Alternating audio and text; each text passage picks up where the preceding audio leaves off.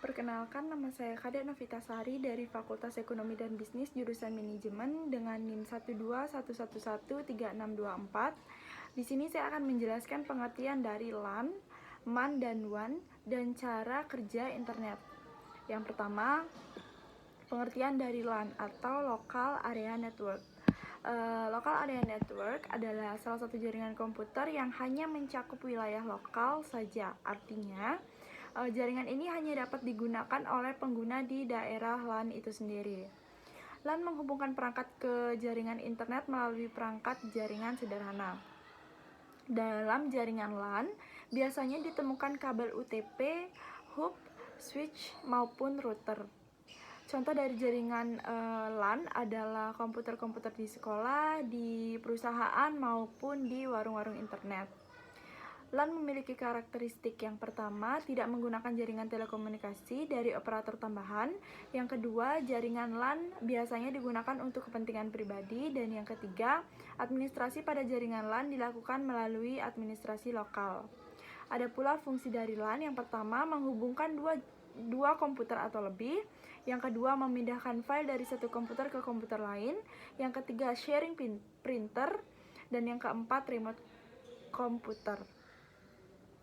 Kelebihan dan kekurangan LAN. Kelebihannya yang pertama, karena jangkauan yang hanya mencakupi area kecil, LAN tidak hanya menguras LAN tidak akan menguras terlalu banyak biaya.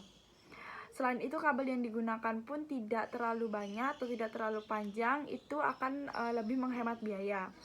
Kelebihannya yang kedua adalah melalui LAN, koneksi transfer data antara node akan berlangsung dengan cepat. Dan yang ketiga adalah jaringan LAN tidak membutuhkan operator telekomunikasi untuk membuat jaringan. Kekurangan dari LAN itu sendiri adalah luas wilayah koneksi terbatas. Hal ini karena LAN hanya mencakup area lokal saja. Yang kedua ada MAN atau Metropolitan Area Network. MAN adalah suatu jaringan komputer yang dapat mencakup area yang lebih luas dan menggunakan teknologi yang lebih canggih dari LAN. Jaringan MAN ini sendiri merupakan gabungan dari beberapa jaringan LAN yang mana menjangkau hingga 10 sampai dengan 50 km. Jaringan MAN cocok dipakai untuk membangun jaringan antara perkantoran atau instansi yang masih dalam satu kota. Biasanya MAN dipakai untuk menghubungkan beberapa lokasi seperti perkantoran, kampus, pemerintahan, dan sebagainya. LAN juga memiliki karakteristik. Yang pertama ada sebuah MAN. Maksudnya MAN juga memiliki karakteristik. Yang pertama adalah sebuah MAN umumnya tidak dimiliki oleh satu organisasi. MAN umumnya dimiliki oleh salah satu konsorsium pengguna atau oleh penyedia layanan jaringan yang menyediakan pelayanan kepada pengguna.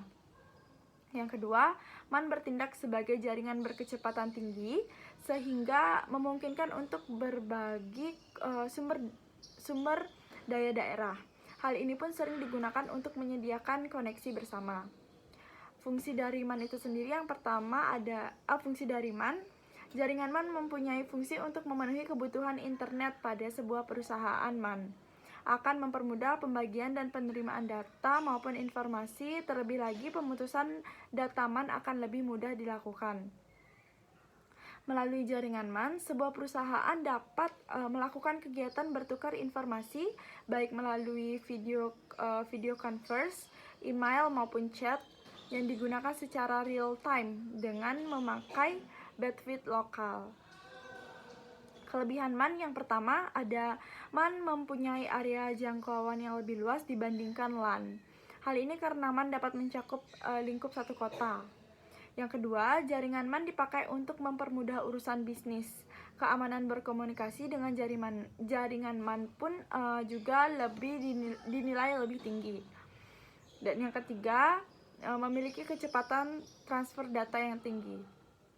Kekurangan MAN itu sendiri juga yang pertama ada jaringan MAN sangat mungkin untuk dirusak oleh orang yang tidak bertanggung jawab demi keuntungan pribadi dan tujuan lainnya. Dan yang kedua ada apabila terjadi kerusakan pada jaringan MAN, waktu yang diperlukan untuk memperbaikinya itu cukup lama.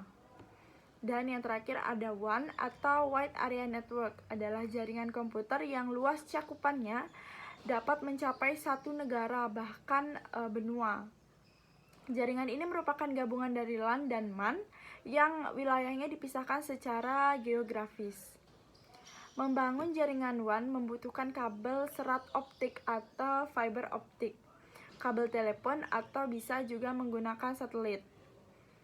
WAN mempunyai transmisi kecepatan mulai dari 2 Mbps, 34 Mbps, 45 Mbps, 155 Mbps, 625 Mbps, atau bahkan lebih.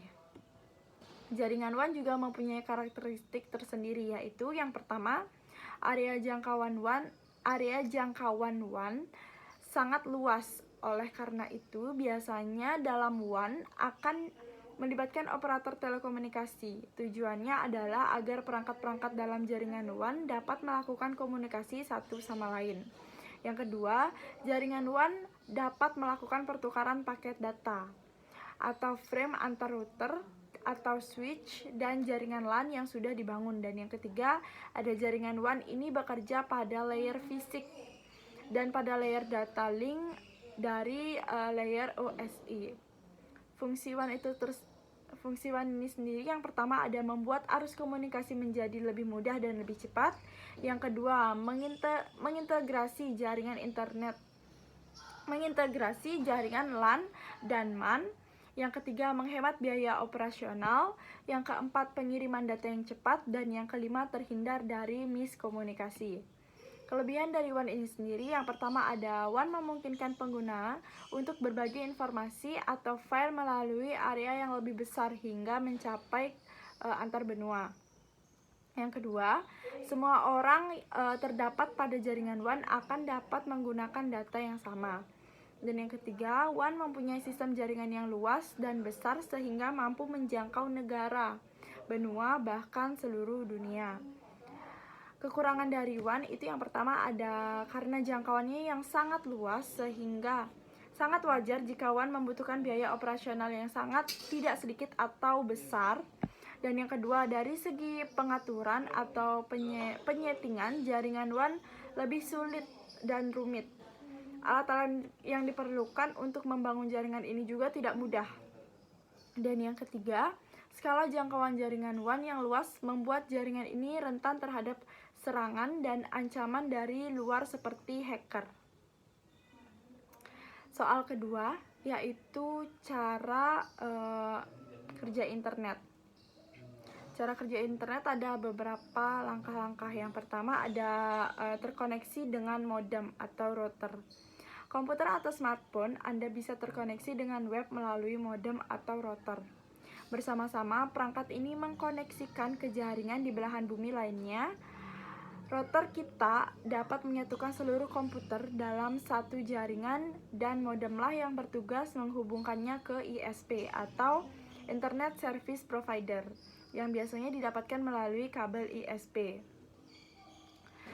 ISP inilah yang memberikan akses internet dan contohnya perusahaan yaitu sendiri seperti Telkom, Telkomsel, XL, dan masih banyak lagi. Langkah kedua adalah mengetik alamat website. Ketika Anda mengetik alamat website di browser dan menekan tombol enter, alamat tersebut akan terhubung dengan ISP dan ISP tersebut juga terkoneksi dengan DNS atau Domain Name Server. Selanjutnya, browser akan mencari alamat IP dan alamat yang sudah Anda ketik melalui DNS. Bisa dikatakan bahwa DNS seperti buku yang isinya alamat situs seperti windowsku.com dan alamat IP yang berbasiskan angka. Misalkan saja, windowsku.com memiliki IP seperti 133.22.112.44 dan setiap situs pun memiliki alamat IP yang berbeda-beda. Informasi tambahan lokasi server mempengaruhi kecepatan akses sebuah situs. Dan untungnya situs Windowsku ini memiliki server di Indonesia sehingga aksesnya lebih cepat bila dibandingkan server yang berada di luar negeri. Langkah ketiga yaitu Hypertext Transfer Protocol atau HTTP. Browser Anda akan mengirim HTTP request pada server yang dituju menggunakan TCP atau IP.